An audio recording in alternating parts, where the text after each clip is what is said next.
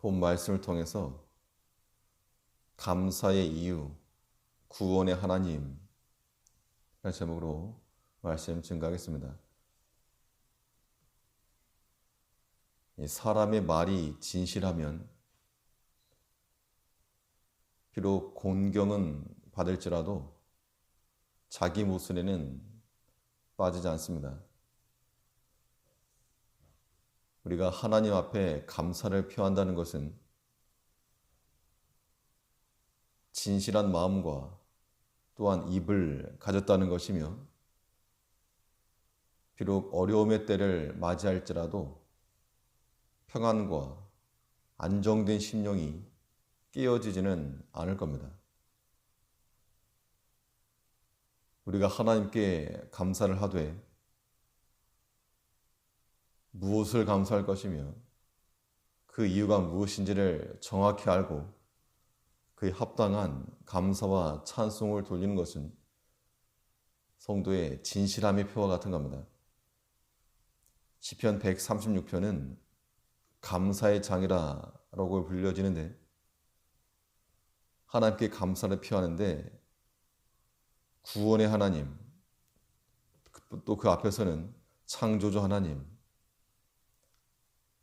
그 하나님을 바로 알고 그 감사를 표했다는 겁니다. 그러면 이 구원의 하나님께, 우리를 구원하신 그 하나님께 우리가 어떠한 감사를 드리는 것이 합당한가? 우리가 다 주 앞에 구원받은 자들로서 어떠한 감사의 찬송과 기도를 돌려야 되는가? 본 말씀을 통해 살펴보겠습니다. 먼저는 우리를 구하신 하나님을 향하여 그 하나님의 사랑에 대해서 우리가 감사해야 됩니다. 하나님께서는 말로만 사랑한다 하지 않으시고 직접 행동으로서 그 사랑을 나타내 보이셨는데, 우리를 위해서 발벗고 나서시는, 우리를 사랑을 하시고 그것을 표하신 그 하나님께 감사할 것을 말하고 있습니다. 10절에서는 애굽의 장자를 치신 이에게 감사하라. 그 인자심이 영원하미로다. 이스라엘을 저희 중에서 인도하여 내신 이에게 감사하라. 그 인자심이 영원하미로다. 압제와 고난 가운데 있던 백성들을 외면하지 않으시고, 또 말로만 사랑한다 하지도 않으시고 직접 행하여 애굽을 치고 그 장자들을 물리치시고 인도해 내셨다는 겁니다. 우리가 하나님께 감사할 이유가 무엇인가? 하나님께서 우리 삶 가운데 친히 들어오셔서 우리를 위하여 역사하시고 또한 행하신다는 것이 있다는 겁니다. 그것을 알고 우리는 감사해야 한다는 겁니다. 성경에서는 말로만 하는 사랑을 경계하고 있습니다. 그래서 요한일서에서는 자녀들아, 우리가 말과 혀로만 사랑하지 말고 오직 행함과 진실함을 하자. 하나님께서 우리를 사랑하신다 하실 때에도 먼저 실천적으로 본을 보여주셨는데, 그의 가장 아끼시는 사랑하시는 아들을 기꺼이 내어 보내셔서 하나님과 동등되시고 또 본체이셨던 예수를 가장 낮은 자의 모습으로, 사람의 모양으로 십자가에 죽기까지 보내주셨다는 겁니다. 하나님께서 그렇게 우리에게 사랑을 나타내 보이셨으므로 이제 우리가 이 구원하신 하나님께 마땅한 보응은 우리 또한 마찬가지로 하나님께 사랑을 증명해 보이는 겁니다. 누군가가 우리에게 밥 한 끼를 샀다. 그럼 그 밥 한 끼에 대한 보답을 하려면 다른 거 없고 똑같은 방식으로 한 끼 대접하면 그것이 부흥인 겁니다. 값의 차이는 있을지라도 마땅한 부흥을 한 겁니다.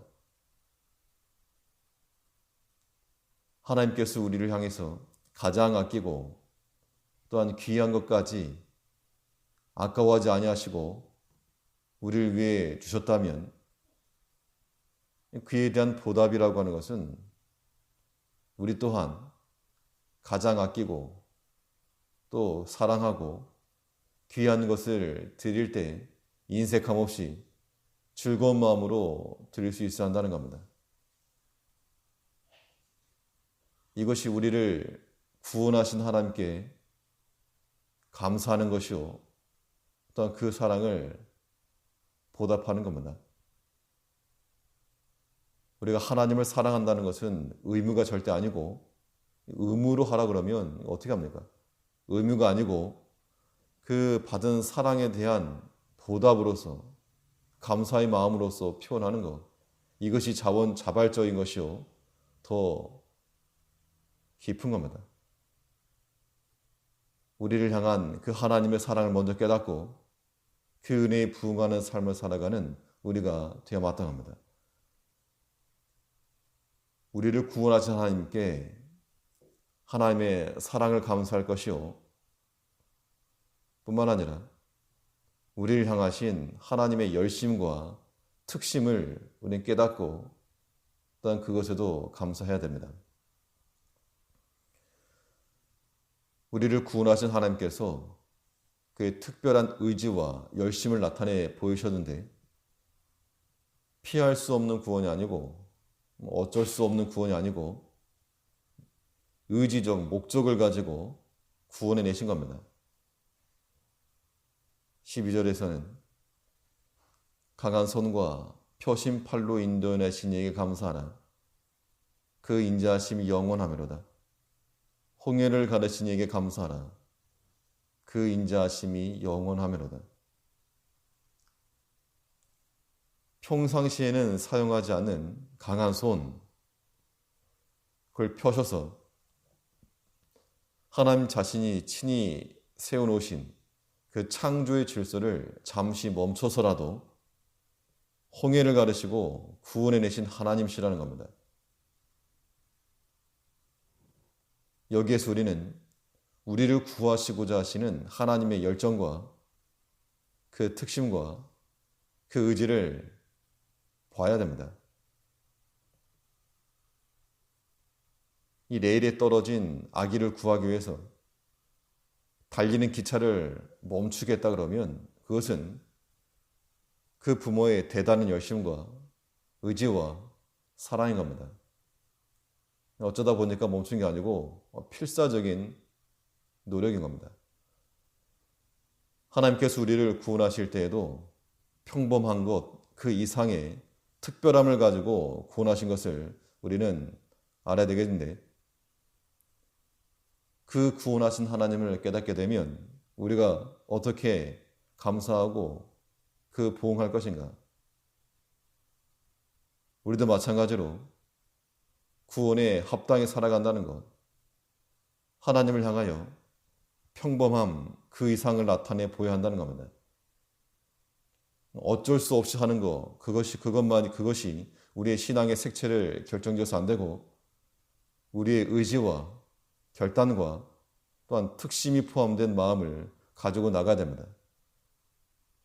시간 되었으니까 예배 가고 해야 되니까 기도를 하고 또 다른 사람들 하니까 또한 찬송도 하고 그런 수준이 아니고 우리가 주를 향하는 마음을 의지적으로 의도적으로 찾아서 행할 줄 알아야 되는 겁니다. 그래서 시간을 내고 없는 시간이라도 내고 또 먼저 입을 열고 무릎을 꿇고 주를 향하는 것, 이것이 우리를 구원하신 그 구원의 하나님을 향한 감사의 표현인 겁니다. 바울은 예수를 대적하는 일에도 열심히 특심이었다 그랬습니다.